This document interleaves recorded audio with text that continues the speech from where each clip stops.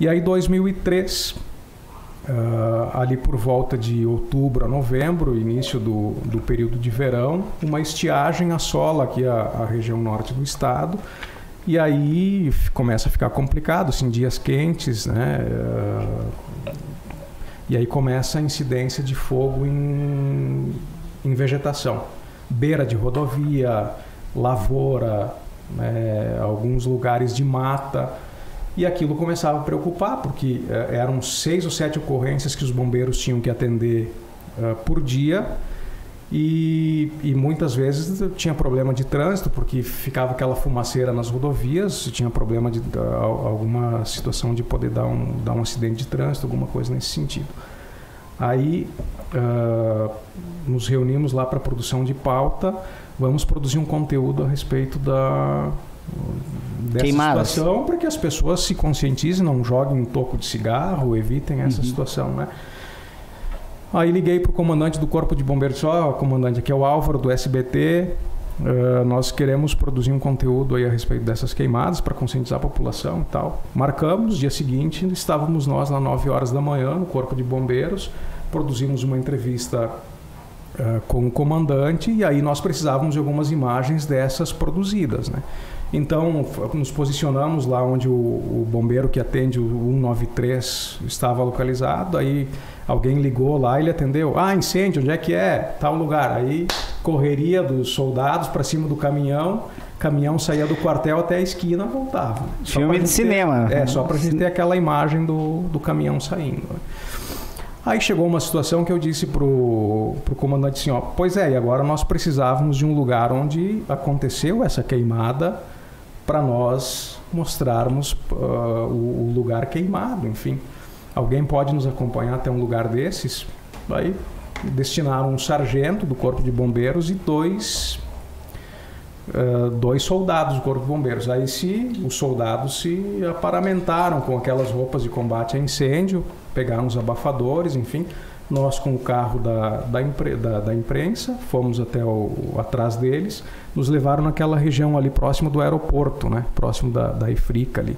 Então você está indo pela 285, quem vai em direção à Lagoa Vermelha, quando chega no aeroporto você entra à direita e aí do lado direito, naquela estrada que vai para o aeroporto, tem toda uma área de campo ali, onde se faz lavoura, enfim.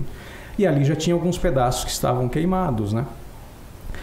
E aí nós pedimos para que os bombeiros se posicionassem num local onde estava aquela região queimada e eles simulassem com os abafadores que eles estivessem apagando o fogo. E nisso nós posicionamos o sargento para, enquanto houvesse essa simulação deles finalizando um possível incêndio, nós conversávamos com ele a respeito dos perigos, dos problemas todos.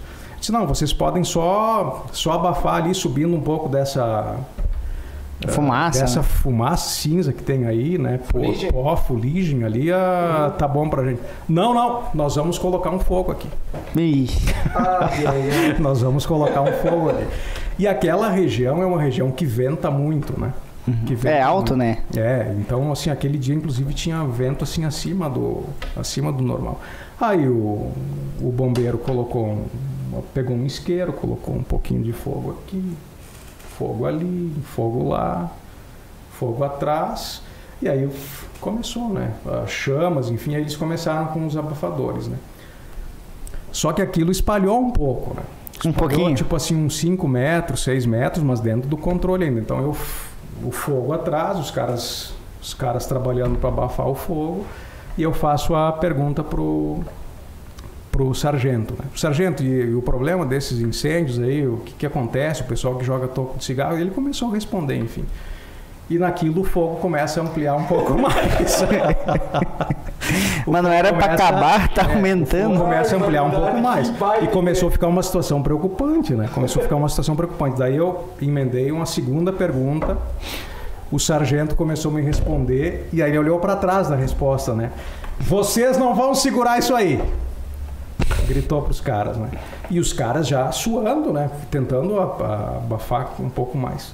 30 metros de fogo, 40 metros de fogo, não tinha mais o que. O sargento largou a entrevista, para vocês terem ideia, ele arrancou um pouco de capoeira que tinha e saiu com a mão tentando abafar o fogo junto com os demais bombeiros, né? Eu olhei para o cinegrafista, olhei para o motorista, na época nós tínhamos a função motorista, o cinegrafista. Vamos ter que ajudar esses caras. Vamos ter que ajudar. O que nós vamos fazer, né? Cara, assim, ó, foi um troço absurdo, assim, ó, 50, 70, 80, 100 metros de fogo. Aí vem o sargento correndo, entrou no carro do Corpo de Bombeiros. Aí ele pegou o rádio amador, né? Manda o caminhão! Mano, era só pra fazer o ar. Manda o caminhão. Cara, veio assim, ó, uns 15 minutos, sirenes pela BR-285, sirenes a todo vapor, 2 caminhões do Corpo de Bombeiros entraram, né, a vegetação adentro, juntaram mangueiras, os caras... Bom, nós ficamos com o material completo, né? Matéria de incêndio, assim, perfeito. Só que daí teve que mudar a sequência, né? Não, daí foi assim, ó, o sonho de qualquer repórter era aquela reportagem, né? Material completo, né? Só que aí o constrangimento... Na realidade, fez um filme, né? E o constrangimento depois. Tá. Não fomos nós que provocamos, né? Mas assim, ó, nós precisávamos daquilo, levamos até o lugar e aquilo causou toda aquela situação. Aí eu cheguei na emissora vibrando, porque tinha um material, depois que conseguiram achar apagaram, né? 2 horas de combate ao fogo lá e, enfim, liguei pro comandante dos bombeiros, né? Comandante, aconteceu não me liga mais, o cara me disse. Na brincadeira, obviamente, né? Tá bom. Ele disse assim, se você quiser produzir um material de salvamento em água, nós vamos afogar. Então não me liga mais. E a pessoa... Foi uma coisa assim, muito cômica, né? Que situação, não é? Agora entendi o porquê que queriam.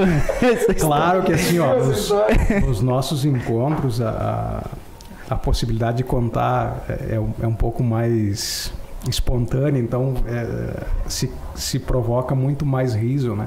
Mas essa foi uma história assim que aconteceu que a gente leva, né, pro resto da... Não, mas eu fiquei imaginando, né, a cara do... Eu queria ver os soldados lá que não queriam nem estar lá apagando com...